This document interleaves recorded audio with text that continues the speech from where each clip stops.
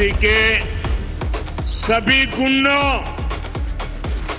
सभी सिंडिकेट, सभी भ्रष्टाचारियों को एक आखिरी मौका देता हूं कि माइक पिट করে দোকানে ঝালমুড়ি এসপিজিকে দিয়ে তৈরি করিয়ে 10 টাকা কখনো পকেটে থাকেও না। बंगाल में कितनी भयंकर चुनावी राजनीति हो रही है वो आपको बताऊंगा, लेकिन पहले बताता हूं कि वोटिंग से ठीक पहले ममता बनर्जी को कैसे झटका लग गया। ममता बनर्जी ने इस बार चुनावी मैनेजमेंट के लिए आईपैक से कॉन्ट्रैक्ट किया था। यह वही कंपनी है जिसे प्रशांत किशोर ने बनाया था और बाद में प्रशांत किशोर इस कंपनी से अलग हो गए। आईपैक पर ही इस साल जनवरी में ईडी ने छापा मारा था, जिसकी बड़ी चर्चा हुई थी। खुद ममता बनर्जी ईडी की छापेमारी के बीच आईपैक के दफ्तर पहुंच गई थी। जमकर हंगामा हुआ था, बवाल हुआ था। अब खबर सामने आ रही है कि आईपैक ने बंगाल में अपना काम बंद कर दिया। आईपैक की एचआर का एक ईमेल वायरल हो रहा है जिसमें कहा गया है कि कुछ कानूनी अड़चनों की वजह से बंगाल में 20 दिन के लिए काम बंद कर रहे हैं। ईमेल में सभी कर्मचारियों से कहा गया है कि वो 20 दिन की छुट्टी लें। इसके बाद 11 मई को समीक्षा बैठक में आगे का फैसला लिया जाएगा। ये तस्वीरें आपको दिखा रहे हैं, देखिए। कोलकाता में आईपैक का दफ्तर अंधेरे में है, कर्मचारी भी नहीं दिख रहे हैं। साफ है कि आईपैक ने अपना काम कुछ दिनों के लिए बंद कर दिया। इस वक्त हम सॉल्टलेक सेक्टर 5 के उसी आईपैक के ऑफिस के बाहर हैं और अगर आप देखेंगे तो यहाँ पर जो आईपैक का मेन दरवाजा है, जो मेन ऑफिस का गेट है, यहाँ पर इस तरीके से देखिए आपको ताला लगा हुआ नजर आएगा और ये जो दोनों दरवाजे हैं इनको बंद करके ताला लगा दिया गया है और पूरा जो ऑफिस है वो यहाँ पर आपको खाली नजर आएगा। आईपैक के जो अंदर कर्मचारी हैं उनको बताया गया था कि वो जो है वो 10 तारीख तक जो है वो वर्क फ्रॉम होम करेंगे और इसके बाद जो है फिर आगे की रणनीति बताई जाएगी। हालांकि टीएमसी कह रही है कि आईपैक को लेकर गलत जानकारी फैलाई जा रही है। टीएमसी ने कहा है कि आईपैक को लेकर सारी खबरें निराधार हैं। आईपैक का कामकाज बंद नहीं हुआ है, चुनावी रणनीति योजना के हिसाब से चल रही है, जनता का ध्यान भटकाने की कोशिश की जा रही है। यानी कि टीएमसी इन सारी खबरों को गलत बता रही है और कह रही है कि चुनाव के नतीजे इन सारी हरकतों का जवाब देते हैं। अगर आईपैक ने 20 दिन के लिए काम बंद कर दिया है तो यह ममता बनर्जी के लिए बड़े झटके से कम नहीं है, क्योंकि आईपैक के पास टीएमसी के चुनावी मैनेजमेंट की पूरी जानकारी है। बंगाल की हर सीट का डेटा आईपैक के पास है। टीएमसी के हर कैंडिडेट की डिटेल भी आईपैक के पास ही है। आईपैक बूथ लेवल पर मैनेजमेंट देख रही है। टीएमसी के एक एक वोट की जानकारी आईपैक के पास है। आईपैक के बंद होने को लेकर कई तरह की बातें चल रही हैं। टीएमसी का कहना है कि आईपैक बंद नहीं हुआ, तो वहीं बीजेपी भी कह रही है कि आईपैक काम कर नहीं रही है। भले ही ऑफिस बंद हो, लेकिन आईपैक के लोग दूसरी जगह से काम कर रहे हैं। सुनिए बीजेपी ने और क्या कहा है इस पूरे मुद्दे। ये आईपैक के सब दफ्तर बंद है, ये सिर्फ दिखावा है, कुछ दफ्तर बंद नहीं है।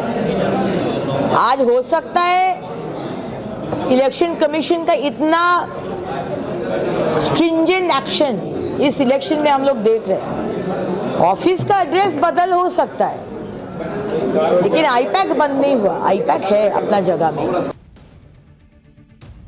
यानी बंगाल में ममता बनर्जी के लिए एक के बाद एक मुश्किलें सामने आ रही। एसआईआर के मुद्दे पर ममता सुप्रीम कोर्ट में लड़ाई लड़ रही हैं और अब आईपैक का काम बंद करना, इन सब के बीच अधिकारियों के ट्रांसफर से भी ममता भारी टेंशन है। और इसी परेशानी में अब ममता बनर्जी धमकी वाले भाषा का इस्तेमाल भी कर रही है। ममता बनर्जी ने राज्य के अधिकारियों को चेतावनी देते हुए कहा है कि आप सबका इतिहास मुझे पता है, कल बीजेपी नहीं रहेगी, ध्यान रखें। हमें सब पता है, आपका नाम और आपका ठिकाना, सबका हिसाब होगा। अगर चुनाव में ठीक से काम नहीं किया तो सबका हिसाब होगा। ममता बनर्जी धमका रही, सरेआम धमका रही।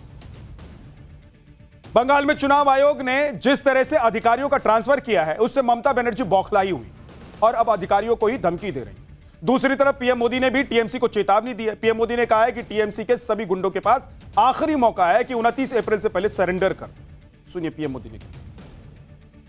टीएमसी के सभी गुंडों, सभी सिंडिकेट, सभी भ्रष्टाचारियों को एक आखिरी मौका देता हूं।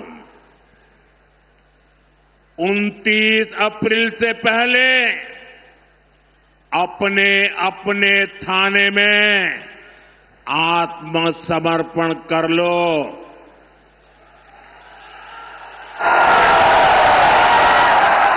यहां पर 23 तारीख तारीख के पहले कर लो,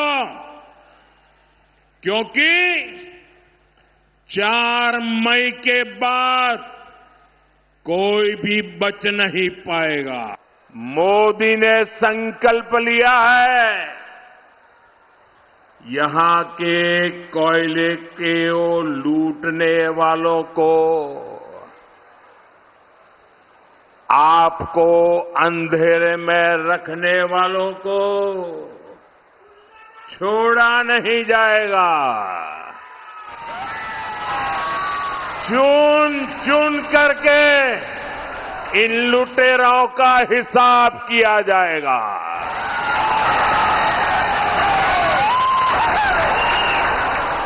ये टीएमसी में सबका नंबर लगेगा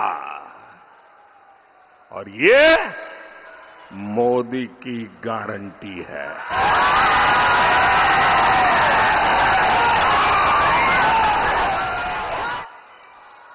टीएमसी का मंत्री हो या संतरी, जो भी लूट में शामिल है, पूरा हिसाब होगा। मुख्यमंत्री ममता बनर्जी प्रधानमंत्री नरेंद्र मोदी पर इसलिए भी हमलावर हैं क्योंकि पीएम मोदी जब भी बंगाल आते हैं वो बीजेपी के लिए गजब चुनावी माहौल बना जाता है। इस बार भी पीएम मोदी ने अपने बंगाल दौरे में एक ही दिन में ताबड़तोड़ 4 रैलियां की और इसके जरिए उन्होंने बंगाल के पूरे जंगल महल इलाके को साध लिया। पीएम मोदी ने जंगल महल इलाके के बांकुड़ा, पुरुलिया, झारग्राम और पश्चिम मेदिनीपुर के 4 इलाकों में 4 विशाल जनसभाएं की। अब यह भी देखिए मोदी जहां भी पहुंचते हैं वहां के लोगों से कैसे खुद को वो कनेक्ट करते हैं। झारग्राम में चुनावी रैली के बीच पीएम मोदी ने अपना काफिला अचानक रोक दिया और वो सीधे सड़क के किनारे एक साधारण सी झालमुरी की दुकान पर पहुंचे। अपनी दुकान पर पीएम मोदी को देखकर दुकानदार को यकीन नहीं हुआ, वो सन्न रह गया, विश्वास नहीं हो पा रहा था उसे अपनी आंखों पर। और इस बीच पीएम मोदी ने दुकानदार से स्पेशल झालमुड़ी बनाने को कह दिया। दुकानदार ने झालमुड़ी तैयार करते हुए पीएम से पूछा कि क्या वो प्याज खाते हैं। इस पर पीएम मोदी ने जवाब दिया, प्याज तो खाता हूं, किसी का दिमाग नहीं खाता हूं। पीएम मोदी ने झालमुड़ी के लिए दुकानदार को अपनी जेब से निकालकर 10 रुपए भी दिए। उन्होंने खुद भी झालमुड़ी खाई और आसपास जो लोग मौजूद थे उनको भी खिलाया। आप भी पीएम मोदी का झालमुड़ी के जरिए खुद को झारग्राम के जनता से कनेक्ट कर देने वाला ये वीडियो। भाई हमें अपना झालमुड़ी खिलाओ। हाँ, कितने का होता है आपका झालमुड़ी? आप कितने का? नहीं, अच्छे वाला कितने का होता है? 10 पीस। हाँ, जो भी है बना दो। हाँ, झालमुड़ी खाएंगे? हाँ हाँ, खाएंगे, बिल्कुल खाएंगे। तो कितना, 10 रुपए देना है? दुकान में आए सर। हाँ, 10 रुपए देना है। नहीं भाई, ऐसा नहीं। हाँ हाँ, आप प्याज खाते हैं, दिमाग नहीं खाते बस।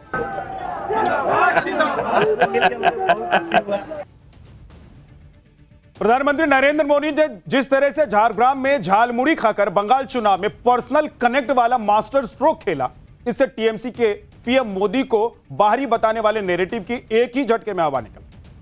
क्योंकि झारग्राम में पीएम मोदी ने झालमुड़ी खाने वाले जिस वीडियो को शेयर किया वो जबरदस्त वायरल हो चुका।